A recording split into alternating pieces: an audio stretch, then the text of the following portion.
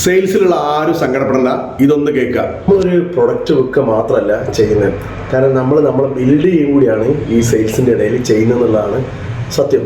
അപ്പോൾ ഒരു കസ്റ്റമർ നമ്മളോട് വേണ്ടാന്ന് പറയുന്ന സമയത്ത് നമ്മൾ റിജക്ഷൻ ആണ് പഠിക്കുന്നത്. അതായത് തളരാതെ വീണ്ടും മുമ്പോട്ട് പോകാനുള്ള റിജക്ഷൻ പഠിക്കുക. ഓരോ ടൈപ്പ് ആളുകളെ മനസ്സിലാക്കിയിട്ട് അവരോട് ആത്മവിശ്വാസം ചോരാതെ എങ്ങനെ സംസാരിക്കണം എന്നാണ് നമ്മൾ പഠിക്കുന്നത്. പലതരം ആളുകളെ ബോഡി ലാംഗ്വേജ്, അവരുടെ സൈക്കോളജി, അവരുടെ കമ്മ്യൂണിക്കേഷൻ, ഈ കാര്യങ്ങൾ, നെഗോഷിയേഷൻ സ്കില്ല്, ഇതൊക്കെയാണ് നമ്മൾ സെയിൽസിൽ പഠിക്കുന്നത്. ക്ഷമയാണ് നമ്മൾ പഠിക്കുന്നത്. കോൺഫിഡൻസ് ആണ് നമ്മൾ പഠിച്ചെടുക്കുന്നത്. നിങ്ങൾ കാണുന്ന വലിയ നേതാക്കന്മാരും വലിയ ബിസിനസ്സുകാരും എല്ലാവർക്കും ഒരു പെർസ്പെക്റ്റീവിൽ അവർ ഏറ്റവും നല്ല സെയിൽസ്മാൻ ആണ് എന്ന് കൂടി നിങ്ങൾ മനസ്സിലാക്കണം. കാരണം അവരെ സെയിൽ ചെയ്തതാണ് നമ്മൾ സ്വീകരിച്ചത്.